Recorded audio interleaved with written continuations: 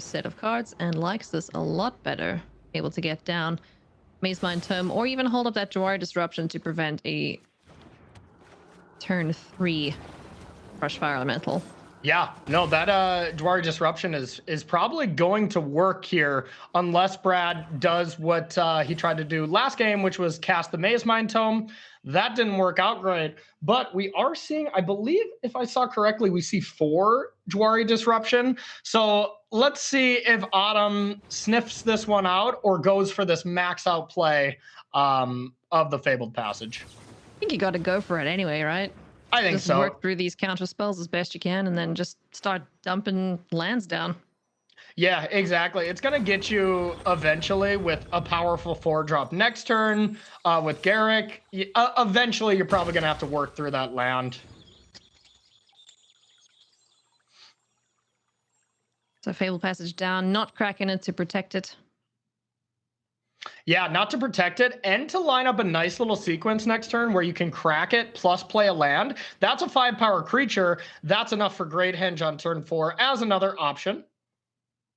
Unfortunately, though, it's not going to be the case with a Heartless Act in hand here for Brad Barclay, like you mentioned, just being able to try and kill any threat that Autumn plays. Yeah, but you got to do it before these 2 landfall triggers come off. Otherwise, it is the option. And here's the nice thing for all the Autumn fans out here is if you do Heartless Act, let's say with the first trigger on the stack, then Brad's tapped out and you just get to go Garrick. So Autumn has a great play no matter what here. And then into Vivian is also just so nice.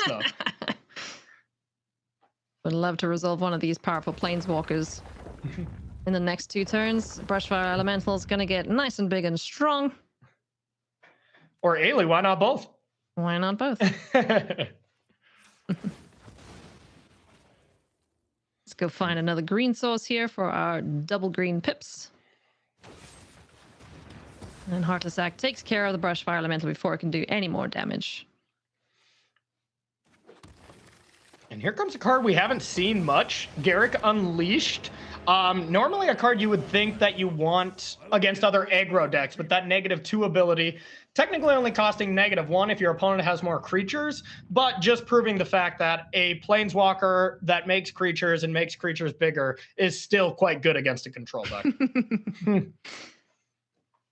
It isn't that. So Brad Barclay did draw another Heartless Act off the top, though, so any creatures that do come down or that are threatening next turn, he can deal with. It does have the option here to go for Solemn Simulacrum. Otherwise, just holding up the Neutralize for a impending threat next turn. Because even with the even with just the Beast down, we can still get the Great Henge down next turn. Now I see why you call it Sad Robot, because this is a sad robot right now. That's for sure. This is Solemn Simulacrum. So solemn. This is going to be a huge turn. Pumping up this Beast allows you to Great Henge for 3. I guess you're 1 short here of going Great Henge plus Vivian. I mean, the door's open here. Maybe it's time to just jam a Vivian down. Yeah, I think Vivian is probably better than Great Henge here because you don't get that immediate value, but you do get the immediate value of just playing a 3/3 and saying, try to beat 2 Planeswalkers without Ugin. Something Dimir can't really do unless you're playing, Murderous Rider, which we don't see, I believe. Yeah, there's no real clean ways to deal with Planeswalkers outside of Ugin from Brad. Yeah. So Autumn agrees with us. Second Planeswalker hits the battlefield and is now able to start plussing and putting 3/3s down in the battlefield. Slight shake of the head there from Brad Barclay. Knows that he would have loved to neutralize that. Yeah. Yeah, 100%. And I think if Brad had another land, like land number 5 to go like Maze Mind Tome, you'd probably want to do that and hold up neutralize. But without having a land, you gotta be setting up your Ugins for when you eventually draw them. So now it's just a case of stem the bleeding and hope like heck that you draw your powerful Planeswalker. Yeah. Okay. All right. Enough with the lands here, but we do have a Kazandu Mammoth off the top of the library we can see courtesy of Vivian's passive ability. Yeah, huge to have a creature off the top here. Now there's a lot of options. So now you can start with Garrick pumping up one of the creatures. You run Mhm. into a problem if your opponent then kills that creature in response. You could just go to combat with these creatures, see what happens, maybe make just 2/3/3s with your Garrick and Vivian. You can just start by casting Mammoth. There's just so many lines here, and I'm not going to question Autumn's play, so I'm just going to wait for her to do it. Ooh, So a negative minus on the Vivian. Vivian. Yeah, we're gonna go digging for some more creatures and just flood this battlefield. What 2-drop do we want? Oh, I think I know. Brushfire Elemental. Exactly. I think we're going for a Brushfire Elemental to just get some serious damage in here. Plus Garrick giving trample to, I'm guessing, the 3/3 beast. I would assume this is lethal, quote unquote, on surface value. Now we do see the Heartless Axe, so it's not truly going to work. And I believe that footprint in the bottom left-hand corner of that 3/3 beast is trample. Yes. So everything is going to be going over the Solemn Simulacrum. He's just gonna be like, meet more. Oh dear, I'm dead. That was a fine robot impression. Thank you. And Lovestruck Beast off the top to just add some extra insult to injury here. Oh, this is great because now with the plus on one of these creatures, we can also get Great Henge down for 3. Yeah. If we go for one of the 3/3s.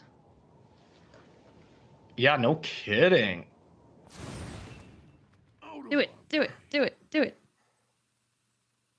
Interesting. It is really interesting if you want to cast that or Lovestruck Beast here. I want to get the Great Henge down as quick as I can, but Neutralize is going to take care of it, unfortunately. Yeah. It's not the biggest problem right now, though. Let's be honest. Brad Barclay has an army of little dudes that are getting ever larger coming for him. Yeah. Oh, yeah. I mean, just honestly, the Great Henge and 2 Planeswalkers here. I don't know if we can draw up a combination of cards that gets Bradley out of this at this point. Mm-mm. And in fact, yeah, this is 9 right here. And it isn't actually, it would be 10 if we gave trample to the other 3/3 beast. Yeah. But nevertheless, this is looking pretty darn good for Autumn Burchett in game number 2 here. I mean, does Extinction Event help at all? I don't know. I don't think so. I don't think so. Because if you name even, you lose your own. I mean, I guess we're losing the creature here. Yeah, no, I don't think there's an out here for Brad. Looks like we got a game 3. Extinction Event plus Heartless Act? That could be reasonable. Let's see. It's a land. What's the next one? Are we scrying it? Scrying it upkeep here. Mm-hmm. To the bottom. Can you find it? Rip. Oh! Eugene, you're supposed to have 1 more mana in play to stabilize this board. Alas. All right, so we're going to have a game number 3 here between Autumn Burchett and Brad Barclay. Man, those Planeswalkers just delivered the beatdown, didn't they? Yeah, no kidding. The one of Garrick here is so nice when you can get it on turn 4, and then just Vivian able to pack that final punch there to just make it too hard for Bradley to overcome.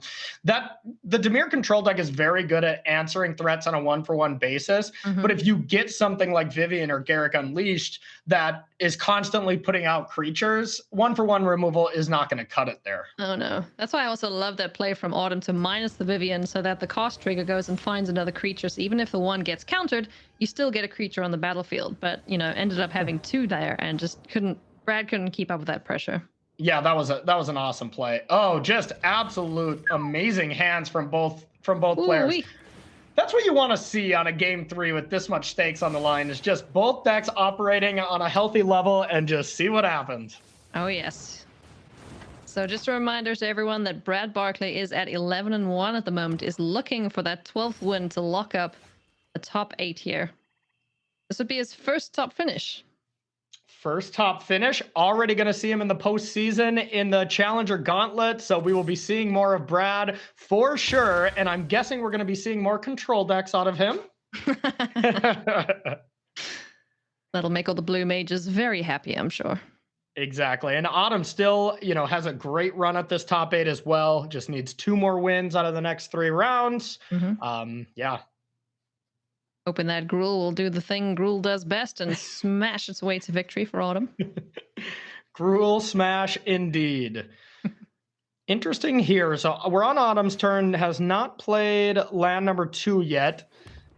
Debating on whether, that's the only play you can play proactively right now. Thinking about waiting with Bone Crusher Giant, but I like just playing Heart's Desire. Yep.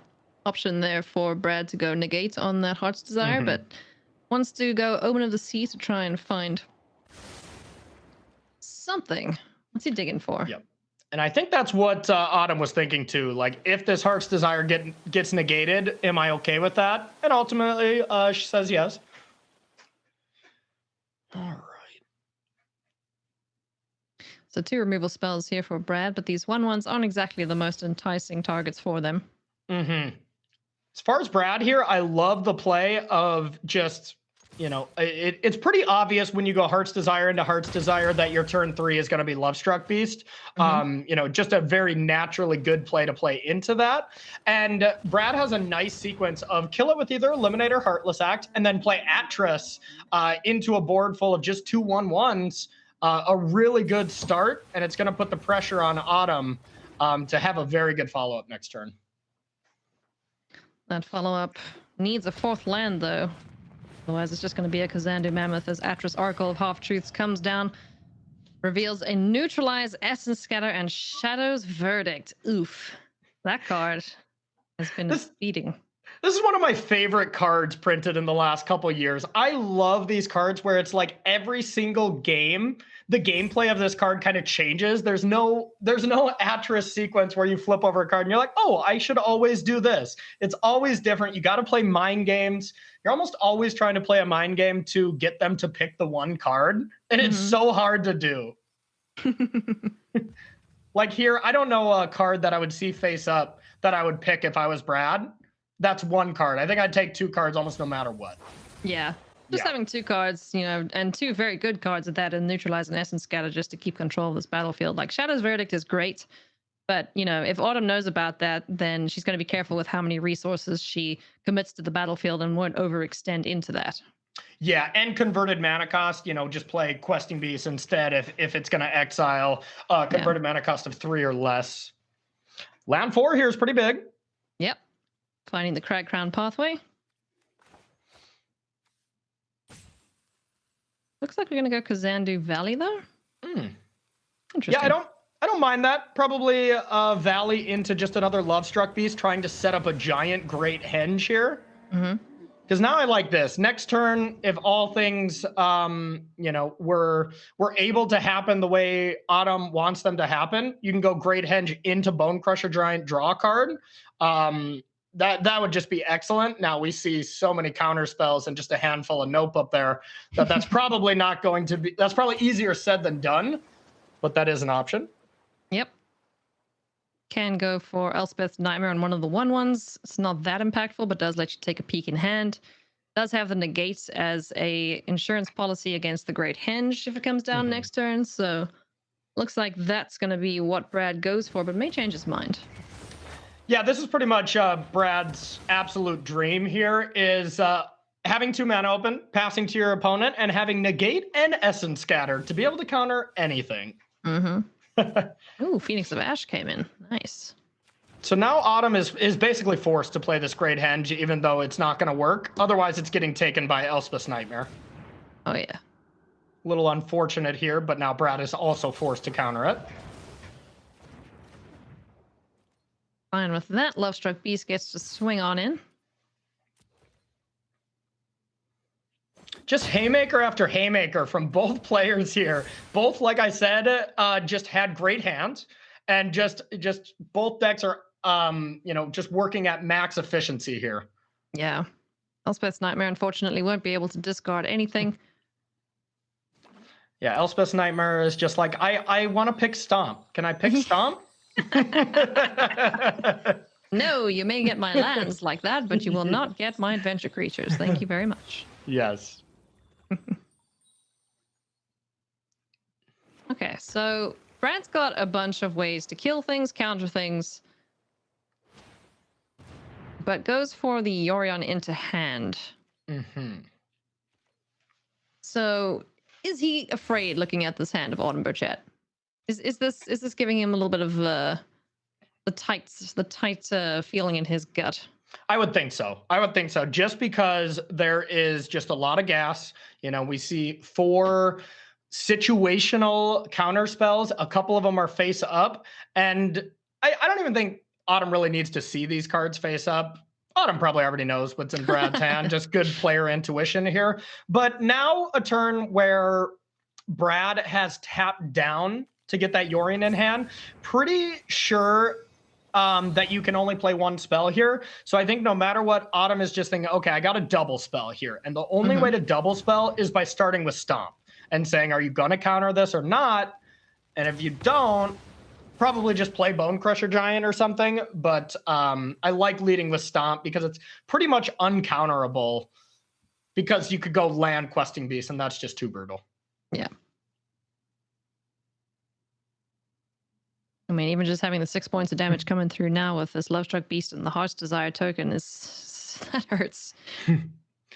One thing that I love about how Autumn plays this Gruul deck, we always see Questing Beast or other haste threats almost be the last thing to be cast. And normally you think this is where I want to push my advantage. I want to start casting and getting this game over with. But Autumn makes sure all the other threats are dealt with first, and then the last threat available is this threat that can maybe get in those last points of damage. Yeah, close out the game for sure. So Heartless Act takes care of the biggest creature on the battlefield in the Lovestruck Beast. Bone Crusher Giant's going to join the 1/1. Now it's just a question to play this land or hold it as a removal spell. It's not great. But, you know, 2 more lands, and it is a Yorion killer. Yeah, Yorion's going to come down next turn. Only going to be able to bounce the Omen of the Sea. I think Yorion's going to come down next turn if we get an untapped land. Having Essence Scatter for Questing Beast is great. This game really could hinge on an untapped land from Brad here. It's almost that important. Neutralizing the battlefield with Yorion and then being able to protect it with Essence Scatter is just such a huge shift right now. And without it, I don't know if you can play Yorion. You might just have to say go, take a hit for 5, counter some stuff, and then play it next turn. But yeah. But the problem with that line is if your whole plan is saying go and to counter some stuff, I would almost assuredly bet Autumn goes Phoenix of Ash, which you don't mind if that gets countered. Is it an untapped land? It is not. It's an Ashiok Nightmare Muse. Ashiok's interesting, though. That's a creature down, but looks like we're going to go for the big Sky Noodle anyway. Yeah, I think with the fact that Phoenix of Ash can just be escaped later on in the game, I think you do have to do something here. Yeah. So the Jawari Disruption comes down as a land. Omen of the Sea. Let's take a look at 2 cards. Both get scryed to the bottom. What do we find? An Essence Scatter. Oh, yeah. Okay. All right. I think Brad's in a similar spot for next turn. Wants to draw an untapped land so that he can go Ashiok with neutralized backup to prevent Shatterskull smashing or really anything. That would be a huge way to start stabilizing. There's also the other Bone Crusher Giant in hand that can do, deliver 2 points of damage via the Stomp on the Yorion if it does block one of these creatures. You know, could fake a Embercleave. Yeah. Yeah, all I'm seeing here, I'm not a mind reader or anything, but all I can see Brad thinking is just no cleave, no cleave, no cleave. Please, no cleave. Yeah. It's like, I believe in a lack of the cleave, please. Oh, that was a nice rhyme. Good job. Riley would be proud. All right, so the team swings on in. 9 points of damage coming through. Bone Crusher Giant's going to be blocked by Yorion. Sky Nomad. Down to 6 goes Brad Barclay. And the Shatterskull smashing is going to get shocked in here. Or more like lightning bolted in. Yeah. And Stomp's going to take care of Yorion. Yeah, and Brad knew that was a possibility. Autumn just had to have an untapped land with 2 of those unknowns. Oh, this is pretty gonna good. be dicey. All right, so Ashiok gonna send back the Questing Beast to hand, prevents a situation where Questing Beast and Phoenix of Ash can come down and just clear out the last remaining points of life. Oh, all three of these cards are so good. You don't want to exile any of them. Which one would you send away? Oh, I was hoping you weren't going to ask me that question. All right. I think Ox, but it's so brutal here because we know we have Essence Scatter. Pretty much anything we play is going to get countered. Mm-hmm. Ugh. Yeah, that's a rough one. But still, 4 creatures available to Autumn. One of them is able to refill the hand here. Yeah, and if they're just getting countered, they can come back later. So yeah, they can definitely come back later. But Brad is gonna do exactly what every control mage wants to do, and that's untap with a Planeswalker. yeah, that's huge. Yeah, and no hasty threat to take care of Ashiok Nightmare Muse, so it can only go down. It'll only go down to 1 if this 1/1 decides to swing at it. I mean, does the 1/1 just go face? I think you still go Ashiok to get it down to 1, and then I believe it's a +2 to create the 2/3. Might be a +1. I could be wrong on that. And then you just hope to top deck a stomp maybe or something to take it down.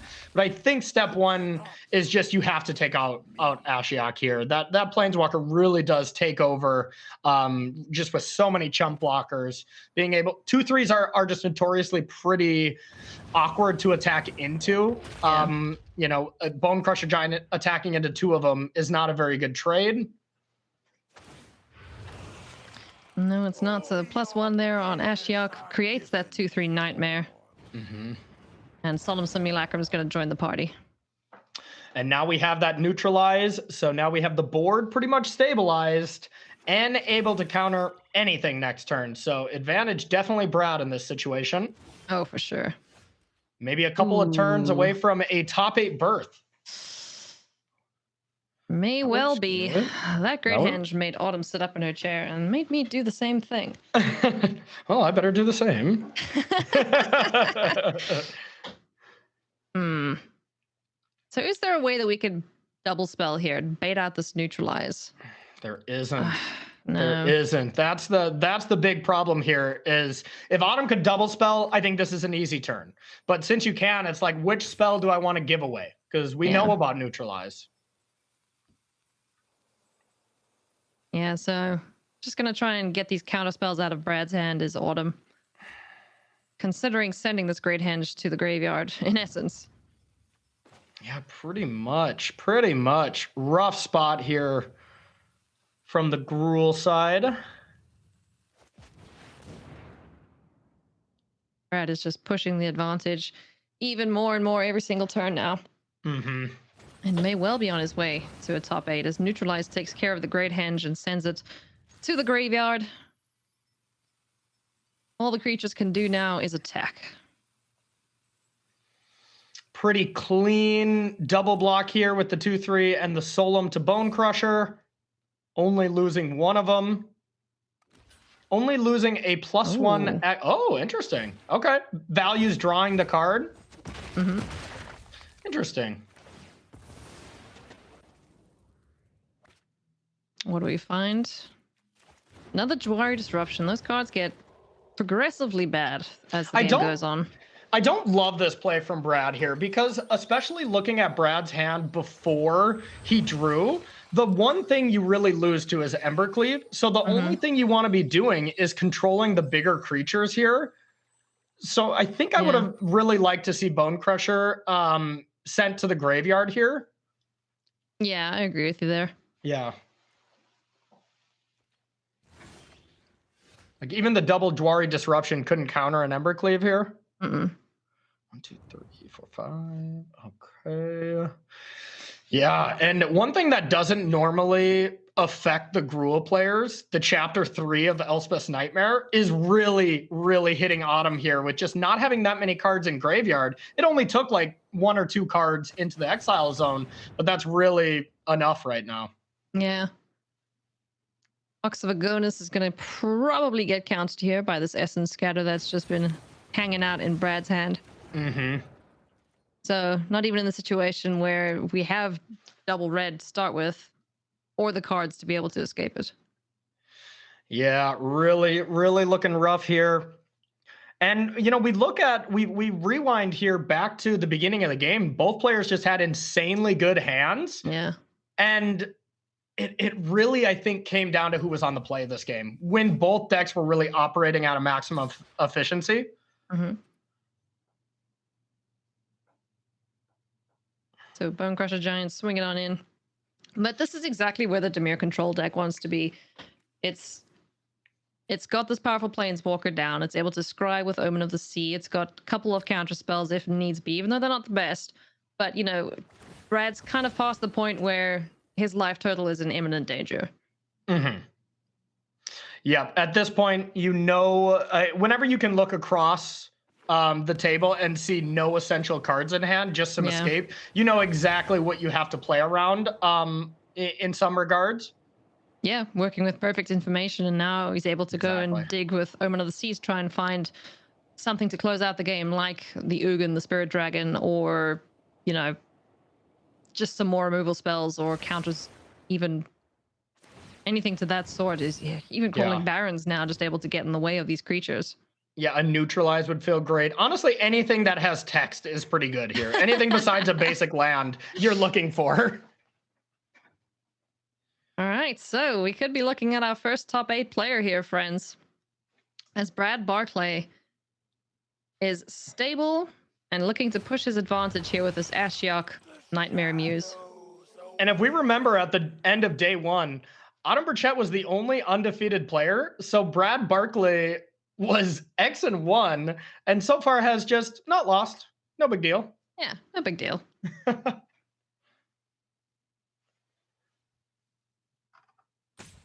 So the Heartless Act in hand. If there were to be an Ember Cleave, he could just respond to the cast trigger and kill whichever creature, well, in this case, the Bone Crusher Giant, as it enters the battlefield. He's got the Scrolling Barons, which can get bigger than the Bone Crusher Giant. Looks like we're going to go for putting some counters on this guy. One thing here, though, let's back up a little bit. One thing that doesn't line up well with Heartless Act is Phoenix of Ash when you bring it back. When you bring back Phoenix of Ash, it does have a counter on it. Mm-hmm. And it's haste, and Autumn has the mana to pump it as well. So, and there's not really an answer for that Phoenix right now. That's 5. You know, I mean, that's 5 points of damage, depending on how many cards are in graveyard. We still can't see that, but I'm guessing there's at least 4. We got Great Henge, Phoenix, Ox, and now Bone Crusher going to the graveyard. Okay, we got plenty. No, this is Exile. Oh, okay. Well, so we had 4, so that's still plenty. But and I think Brad is recognizing that as well, that I need to try to get this game done with, because right now, as it stands, there's no answer to Phoenix of Ash. Hold the phone. Hold the phone, yeah, because the 2 counters, you could just pay 1. Oh, Dwyer Disruption? Yeah, Dwyer Disruption is counter unless you pay 1, so... Yeah, so you could pay a couple there. And one thing that could happen is Ashiok could bounce Phoenix the turn after, but as long as Autumn wouldn't play whatever card that she draws, you could just exile that card. Oh my God, that's game! That's game right there! Phoenix of Ash gonna exile the 4 cards in the graveyard. A timely top deck in Questing Beast. No mana available for Brad Barclay. He's gonna have to go one more game before he gets his top 8. Swing on in. Oh my God. That is lethal. Oh my God, it's all a game. It's all because he put extra counters on the Crawling Barons too. Wanted to save the Crawling Barons, and then came back to bite him, unfortunately. But Autumn Burchett picks up a win there. Just look at her face. She cannot believe it. I can't believe it. I'm stunned. Who'd have thunk it? The tiny top deck of the Questing Beast coming in clutch there for Autumn Burchett. Oh, unreal. I'm speechless.